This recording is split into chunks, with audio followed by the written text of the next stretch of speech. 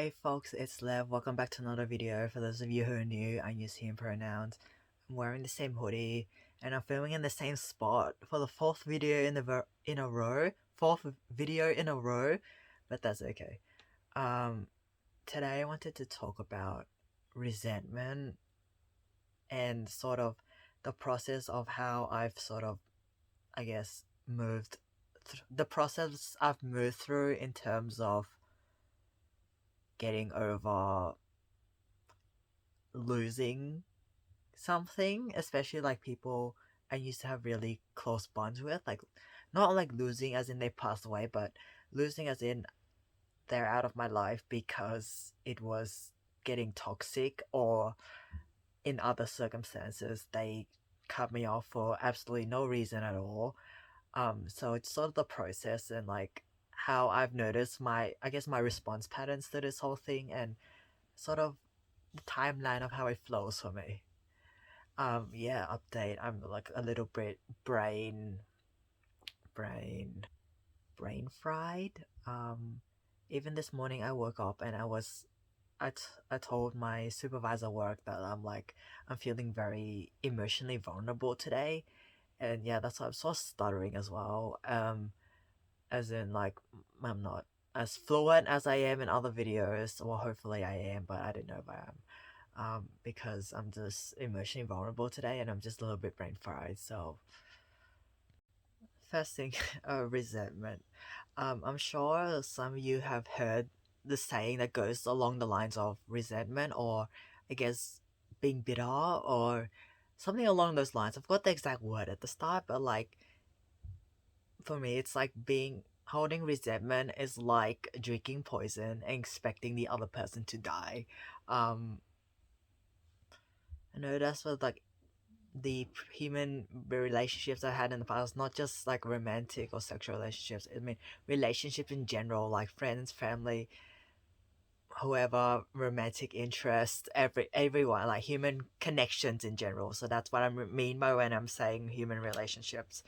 It's yes, I remember I was going with this. So with human relationships I've had in the past that didn't end the way I wanted it, or just ended abruptly. It's I'll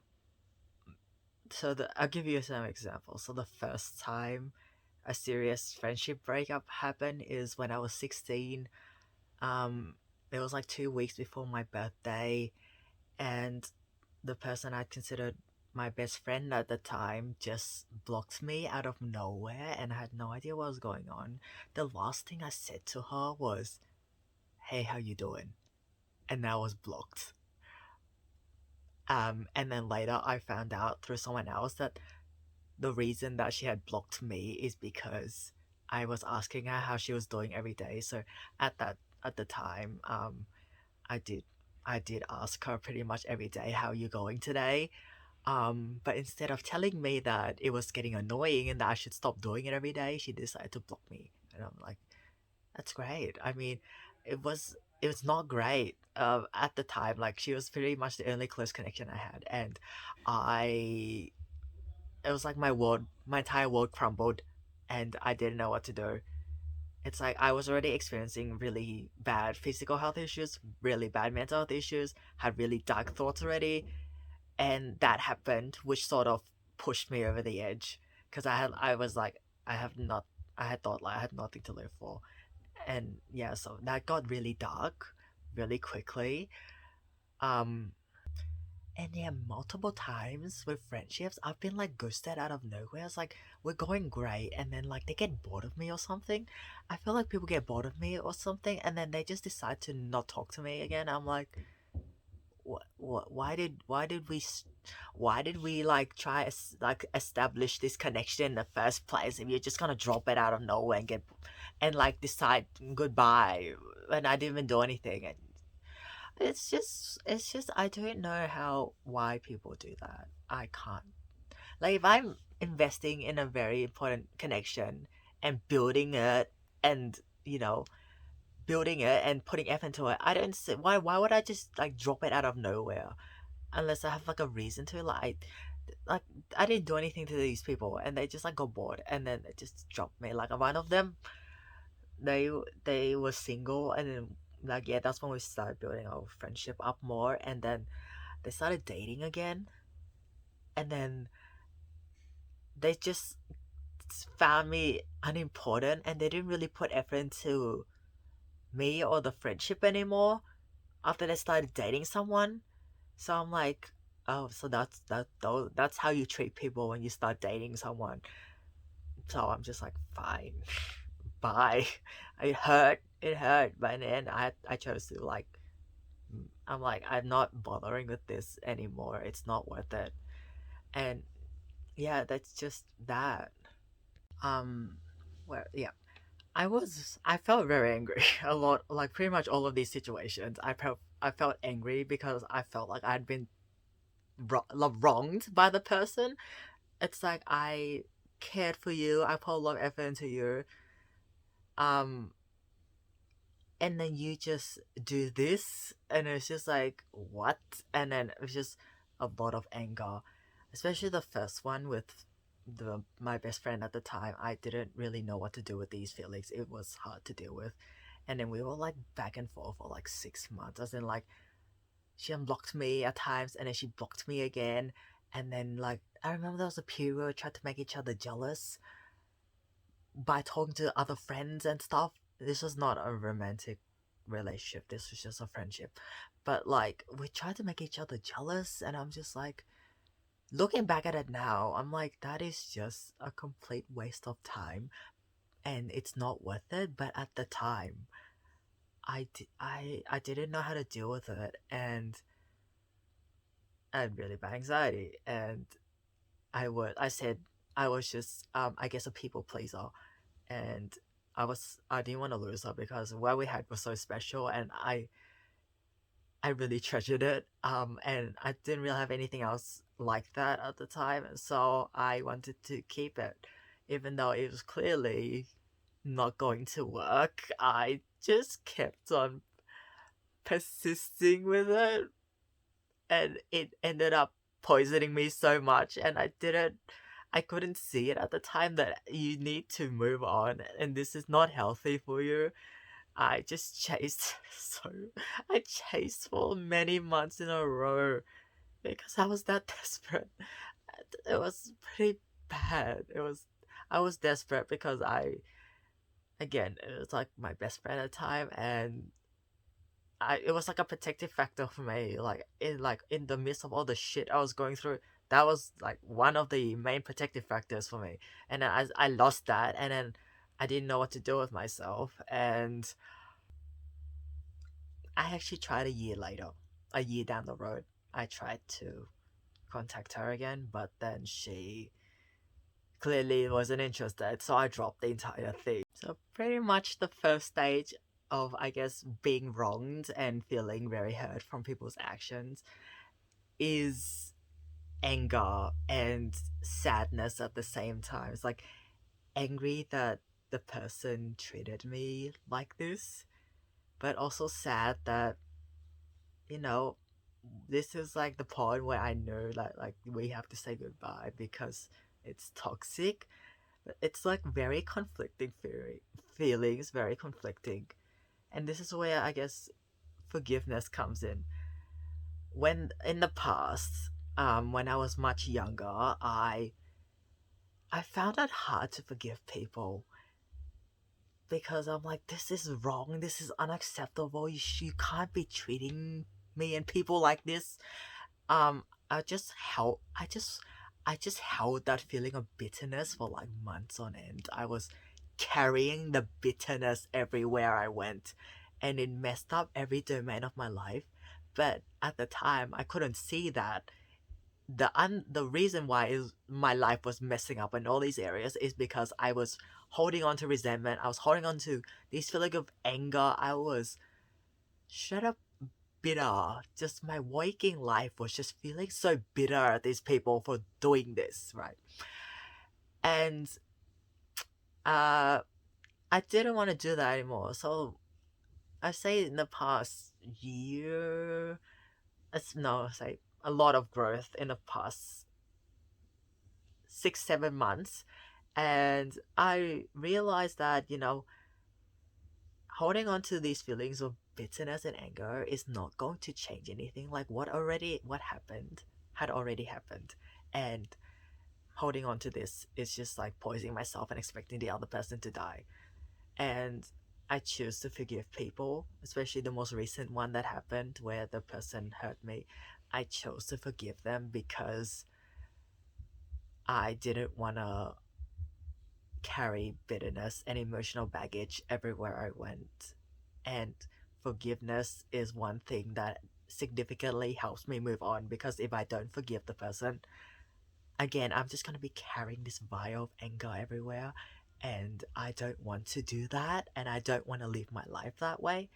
So I forgive them. But it doesn't mean that I will forget it, nor does it mean that what they did was right. Forgiveness doesn't equate to the person's actions being right. It's just forgiveness for me is meaning it means like letting go of anger, letting go of bitterness, and which significantly helps me heal the wound that has been made. And then late. I don't know if the forgiveness links with the next stage, but then the next stage, or I guess the pattern for me is I accept it. At first, there's these emotions that arise that for me is signal that I need to protect myself. Like emotions rise, and then once sort of the emotions start relaxing a little bit, and then the logic comes, I accept it, because denying the situation that has happened helps nobody. So I'm just like, okay, I accept that this happened. I can't really do anything about it. I just accept it. Okay, it happened. And then also letting myself feel the feelings rather than suppressing everything. Just like, it's okay to feel this way. And I accept it. I accept these feelings. It's a natural part of the human experience that these feelings and thoughts arise as a result of this incident that happened. I accepted everything in its full, not half deny things. Um, Again, in the past, when I didn't accept things that happened, I was like, this can't be happening. Why are you doing this to me? I don't deserve this. And then just like sort of trying to deny the trying to deny the reality of what happened just made me feel worse. So acceptance is the next thing. Um, the next thing for me is like perspective taking. Once I've felt all the emotions, accepted that this has happened, and then I put things into perspective. I want to use the recent example as a. I want to use the recent thing that happened as an example, because I remember that one most clearly.